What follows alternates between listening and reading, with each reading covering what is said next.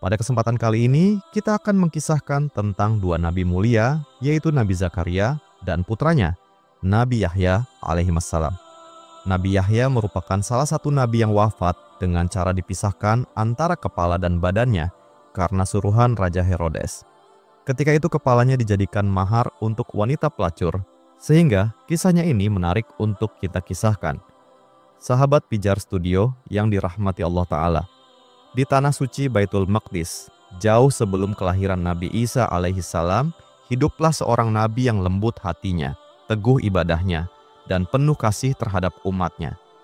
Beliau adalah Nabi Zakaria alaihissalam, seorang keturunan dari Nabi Daud dan Sulaiman alaihissalam. Dengan demikian, Nabi Zakaria dan Yahya termasuk dari kalangan para nabi yang diutus di kalangan Bani Israel. Zaman itu adalah masa suram bagi Bani Israel. Banyak dari mereka yang telah berpaling dari ajaran Taurat, sibuk dengan dunia dan kedudukan.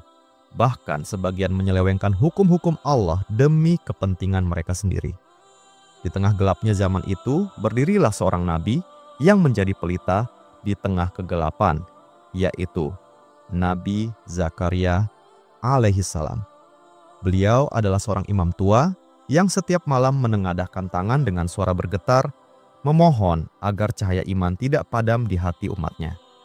Ibnu Katsir dalam Qasasul Anbiya menjelaskan bahwa Nabi Zakaria adalah imam besar Baitul Maqdis. Beliau mengurus tempat ibadah, mengajarkan Taurat kepada murid-muridnya, dan menjaga agar rumah suci itu tidak ditinggalkan. Meski usianya sudah lanjut, Nabi Zakaria tetap aktif melayani umat, membersihkan tempat ibadah, menyalakan pelita, dan membimbing kaum Bani Israel. Nabi Zakaria hidup dalam kesederhanaan. Beliau menikah dengan seorang wanita yang merupakan saudara perempuan dari Imran, ayah Maryam. Namun, meski usia mereka telah menua, Allah belum mengaruniakan seorang anak pun kepada mereka. Dalam kesepian masa tuanya, Nabi Zakaria tidak pernah berhenti berharap. Kisah tentang Nabi Zakaria tak bisa dilepaskan dari kisah Maryam, ibunda Nabi Isa alaihissalam. Karena Nabi Zakaria memiliki hubungan dekat dengan keluarga Imran, seorang lelaki saleh dari Bani Israel. Dikisahkan, pada suatu masa, hiduplah seorang lelaki saleh bernama Imran, keturunan mulia dari keluarga Nabi Harun alaihissalam. Imran dan istrinya telah lama mendambakan keturunan. Doa mereka begitu tulus hingga Allah mengaruniakan kehamilan kepada istrinya. Ketika janin itu masih dalam kandungan, istri Imran bernazar, "Ya Tuhanku, sesungguhnya aku menazarkan kepadamu anak yang ada dalam kandunganku untuk menjadi hamba yang berkhidmat di rumah ibadahmu. Maka terimalah nazarku ini. Sesungguhnya engkaulah yang maha mendengar lagi, maha mengetahui." Surat Ali Imran ayat 35. Namun tak lama setelah kelahiran bayi itu, musibah besar datang. Imran wafat, meninggalkan sang istri sendiri dengan anak perempuan yang baru lahir. Air mata membasahi pipinya saat mendekap bayi mungil yang kelak diberi nama Maryam. Maryam tumbuh di bawah kasih sayang ibunya yang lembut hingga tiba waktunya ia diserahkan kepada pengasuh di Baitul Maqdis sesuai dengan nazar yang telah diikrarkan. Pertanyaan pun muncul, siapa yang berhak menjaga Maryam kecil? Para ulama Bani Israel saat itu saling menginginkan kehormatan untuk menjadi wali Maryam, sebab ia adalah putri dari keluarga yang mulia. Akhirnya, mereka sepakat untuk mengundi dengan melempar pena ke sungai. Barang siapa yang penanya mengapung di atas air, maka ia yang berhak jadi wali Maryam. Sebagaimana disebut dalam Al-Quran, engkau wahai Muhammad tidak hadir ketika mereka melemparkan pena-pena mereka untuk menentukan siapa yang akan mengasuh Maryam. Surat Ali Imran ayat 44. Allah menakdirkan, pena milik Zakaria lah yang tetap mengapung di atas air. Maka, dialah yang diberi amanah untuk menjadi wali dan mengasuh Maryam. Sungguh, ini bukan sebuah kebetulan. Allah telah menyiapkan kisah besar dari pertemuan dua jiwa suci ini. Seorang nabi tua yang syarat doa, dan seorang anak kecil yang kelak menjadi ibu dari seorang nabi agung. Nabi Zakaria lalu menyiapkan tempat khusus bagi Maryam di dalam Baitul Maqdis yang disebut mihrab.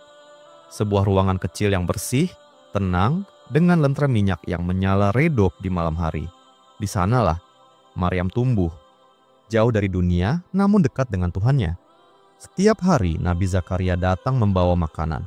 Namun suatu hari, ketika musim panas tengah terik, ia mendapati di mihrab Maryam terdapat buah-buahan segar dari musim dingin. Dan di musim dingin, ia mendapati buah-buahan yang seharusnya hanya tumbuh di musim panas. Ia terpana, lalu bertanya lembut, "Wahai Maryam, dari mana engkau memperoleh makanan ini?"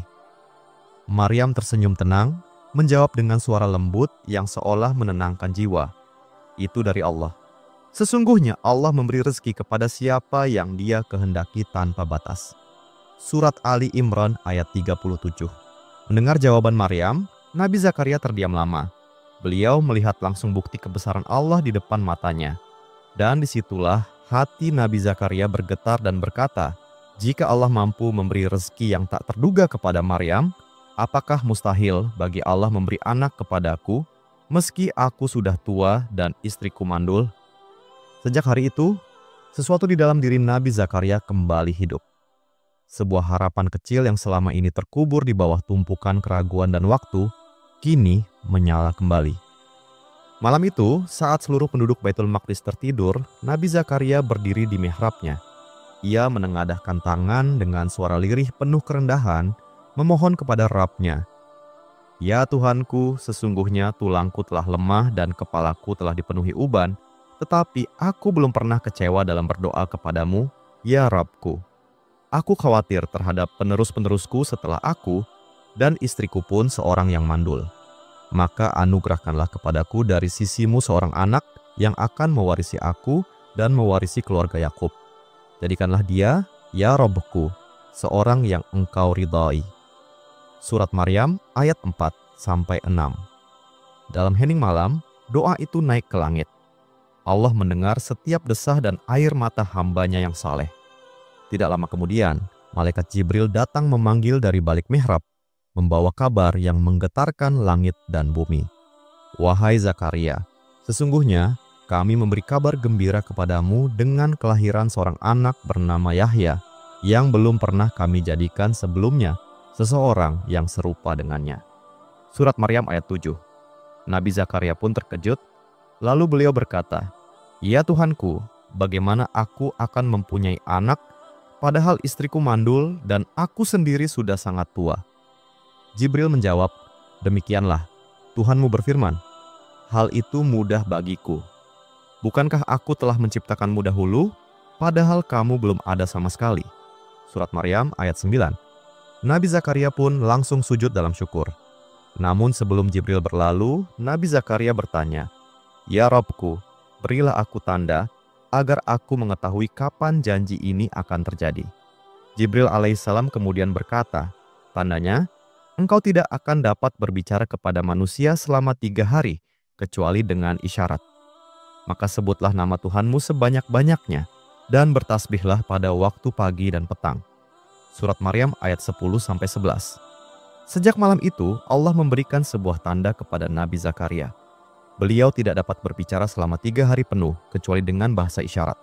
Namun itu bukanlah hukuman, melainkan pertanda bahwa mukjizat besar sedang terjadi.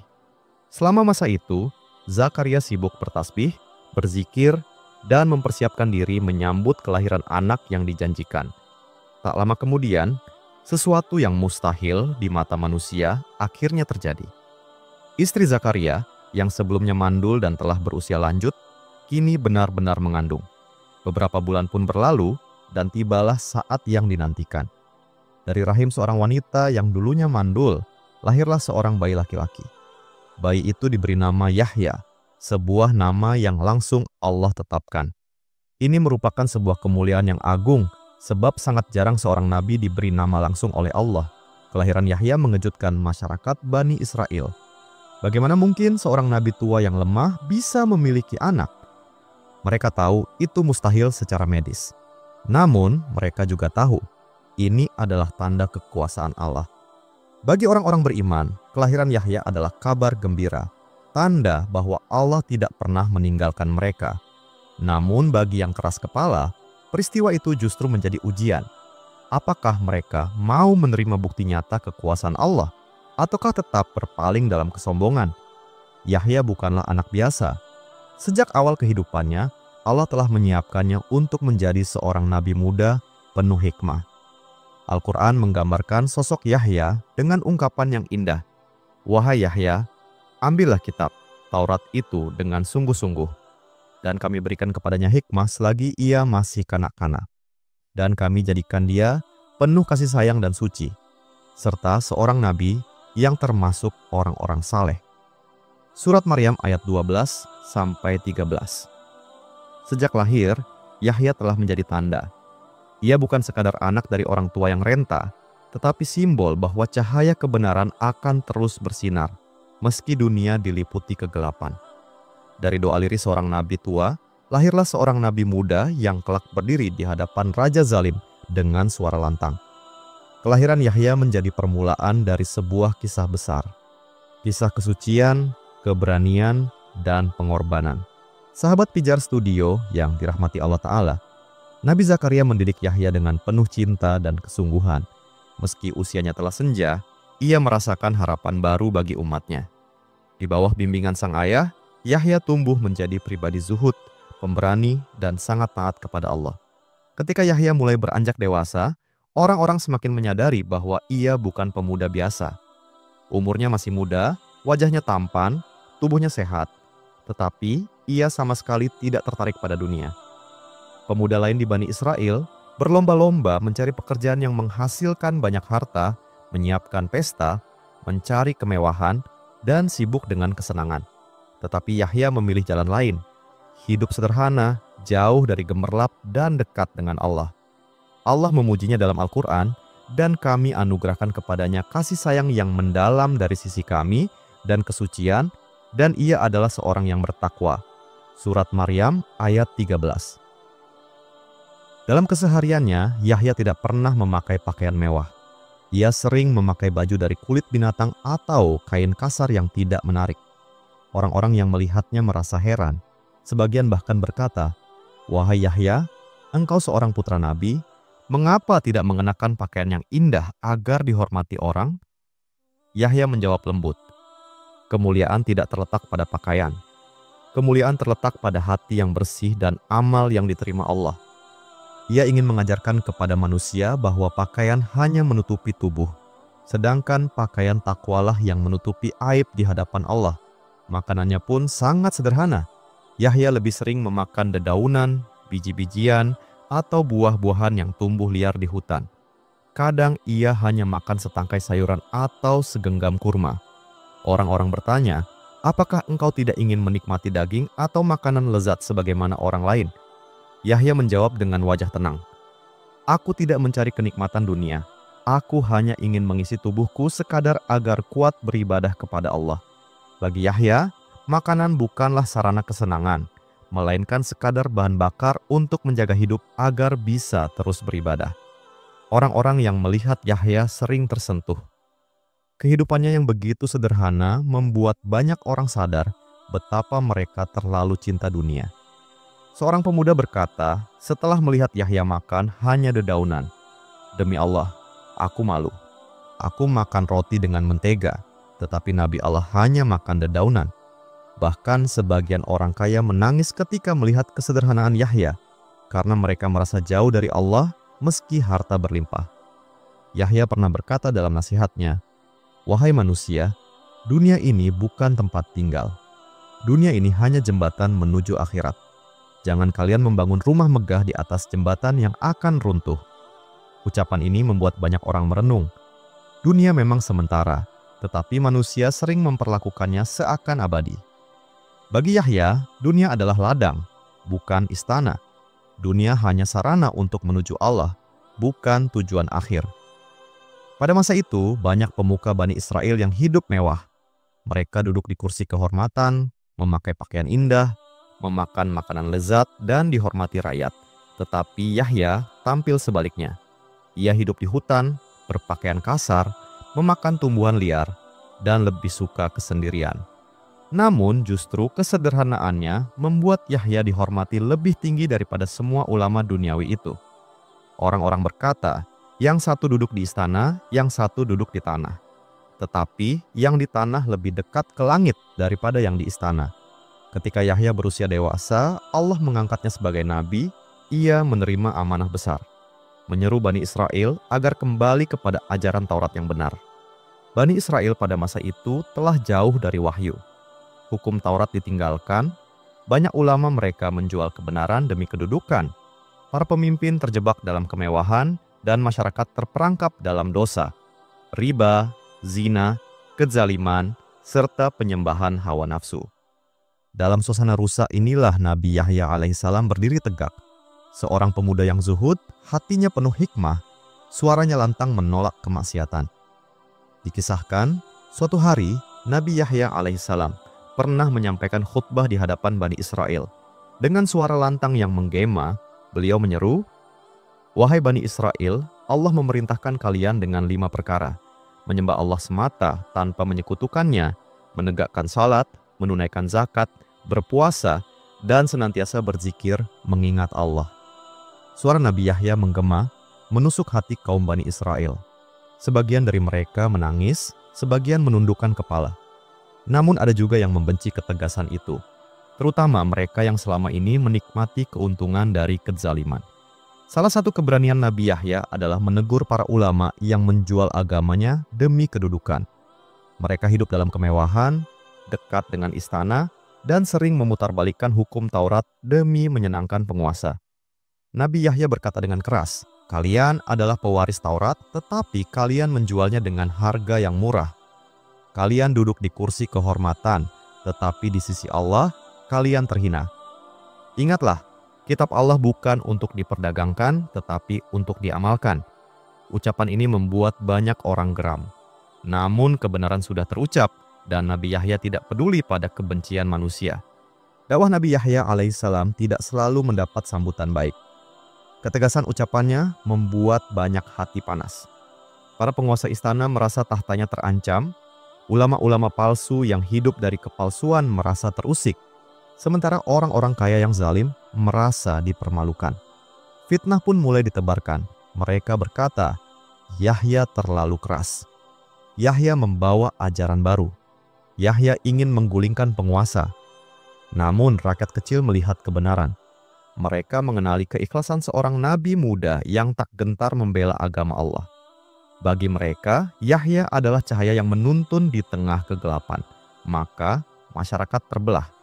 Sebagian mendukung Yahya dengan sepenuh hati, sebagian lain membencinya dengan penuh kebencian. Dan dari sinilah sebuah konflik besar mulai tumbuh. Konflik yang kelak akan menyeret Nabi Yahya menuju akhir hidupnya yang tragis. Pada masa Nabi Yahya, Bani Israel berada di bawah kekuasaan seorang raja yang zalim. Ia bukan pemimpin yang adil, melainkan seorang penguasa yang mengikuti hawa nafsu, sering mengabaikan hukum Taurat, dan lebih mencintai syahwat daripada kebenaran. Raja itu dikelilingi oleh ulama-ulama istana yang menjilat. Mereka menutup mata terhadap kebatilan, bahkan ada yang berani memutarbalikkan hukum Allah demi menyenangkan sang penguasa. Di tengah istana yang penuh kemewahan itu, Nabi Yahya berdiri sendirian, menyeru kepada hukum Allah yang murni. Suatu ketika, sang raja jatuh cinta pada seorang wanita yang masih termasuk kerabat dekatnya atau mahramnya sendiri. Ada yang mengatakan wanita itu anak tirinya. Ada pula yang mengatakan keponakannya sendiri. Menurut hukum Taurat, hubungan semacam itu haram. Tetapi karena buta oleh nafsu, sang raja ingin menikahinya. Ia pun mengundang para pemuka agama Bani Israel untuk mencari pembenaran. Sebagian pemuka agama yang memiliki sifat pengecut berkata, jika raja menghendakinya, tentu tidak apa-apa. Mereka menghalalkan yang jelas haram, hanya demi mempertahankan kedudukan.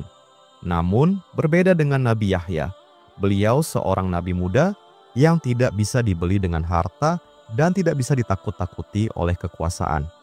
Dengan keberanian luar biasa, Nabi Yahya berdiri di hadapan raja dan rakyatnya. Dengan suara lantang, beliau berkata, "Wahai raja, engkau tidak boleh menikahi perempuan itu. Hukum Allah jelas, itu adalah perbuatan haram. Jika engkau melakukannya, engkau menentang Allah." Kata-kata itu bagaikan petir yang menyambar istana. Semua orang terdiam. Ulama istana terkejut, rakyat bingung, dan sang raja wajahnya memerah karena marah. Namun kebenaran sudah diucapkan. Nabi Yahya tidak peduli pada murka penguasa karena ia lebih takut pada Allah daripada manusia. Sejak saat itu, api dendam menyala di dalam hati sang raja. Ucapan Nabi Yahya yang keras telah membuatnya merasa dipermalukan di hadapan rakyat. Namun, ia tidak berani langsung membunuhnya, karena rakyat banyak yang menghormati Yahya sebagai nabi. Jika ia menyakiti Yahya secara terang-terangan, bisa jadi rakyat akan memberontak. Maka raja menunggu kesempatan, dan kesempatan itu datang melalui seorang wanita. Perempuan yang ingin dinikahi raja merasa terhina oleh ucapan Yahya. Ia tahu bahwa selama Nabi Yahya hidup, pernikahannya dengan sang raja tidak akan pernah terjadi. Maka ia merencanakan sesuatu. Pada suatu perjamuan istana, ia menari di hadapan raja dan membuatnya semakin mabuk oleh nafsu. Ketika raja tergila-gila, perempuan itu berkata dengan manja, "Aku akan bersamamu, asalkan engkau memenuhi satu permintaanku." Raja berkata, "Mintalah apa saja, bahkan setengah dari kerajaanku akan kuberikan." Ia pun menjawab dengan kejam, "Berikan kepadaku kepala Yahya bin Zakaria." Raja sebenarnya terkejut. Dalam hatinya ada sedikit rasa takut kepada Allah, dan ia tahu bahwa Yahya adalah nabi yang dihormati rakyat. Tetapi syahwat sudah menguasainya. Nafsu lebih kuat daripada imannya. Maka meski hatinya ragu, ia tetap menuruti permintaan itu. Ia memerintahkan pengawalnya untuk menangkap Yahya dan membunuhnya. Dikisahkan, ketika Nabi Yahya sedang beribadah, tiba-tiba datang para prajurit suruhan sang raja. Mengetahui hal itu, Nabi Yahya tetap tenang, matanya menatap ke langit. Beliau tahu ajalnya sudah dekat, tetapi beliau tidak gentar. Maka dengan kejam, prajurit itu pun membunuh Nabi Yahya alaihi salam. Kepala beliau yang mulia dipenggal, lalu dibawa ke hadapan sang raja. Semata-mata untuk memuaskan hawa nafsu seorang wanita yang jahat. Diriwayatkan bahwa bumi berguncang menyaksikan kezaliman itu. Langit seakan menangis, para malaikat murka, dan rakyat pun diliputi duka mendalam atas wafatnya Nabi suci yang penuh kasih itu. Dalam sebagian atsar disebutkan, tidaklah darah seorang nabi tertumpah di bumi kecuali bumi berguncang karena marah, dan langit pun menangis. Dalam riwayat Israiliyat dijelaskan, ketika kabar pembunuhan itu sampai ke telinga Nabi Zakaria alaihi salam, Nabi Zakaria sangat berduka. Dunia seolah runtuh di hadapannya. Namun, kaum zalim itu belum puas. Mereka khawatir Nabi Zakaria akan membangkitkan rakyat untuk melawan.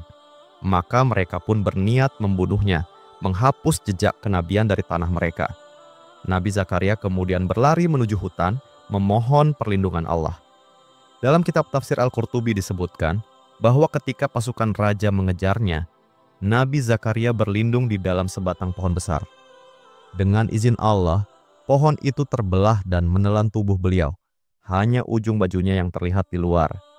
Namun, iblis datang dan memberitahukan pasukan itu dengan berkata, "Lihat, bajunya di sana, pohon itu menyembunyikannya." Para prajurit lalu menebang pohon itu dengan gergaji besi. Dan di dalam batang pohon itulah Nabi Zakaria alaihissalam digergaji hidup-hidup, hingga beliau syahid dalam keadaan sabar dan berzikir kepada Allah. Ketika tubuhnya terbelah dua, ruh Nabi Zakaria terangkat ke langit dengan damai. Malaikat menyambutnya dengan cahaya dan salam. "Selamat datang, wahai Nabi yang sabar, engkau telah menunaikan amanahmu dengan sempurna." Kisah ini menjadi simbol kezaliman umat terhadap para nabi. Allah mengabadikannya dalam firman-Nya, "Mereka membunuh para nabi tanpa hak."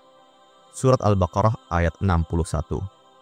Dan dalam hadits sahih, riwayat Al-Bukhari dan Muslim, Rasulullah Shallallahu alaihi wasallam bersabda, "Orang yang paling keras siksaannya pada hari kiamat adalah orang yang membunuh seorang nabi atau orang yang dibunuh oleh seorang nabi."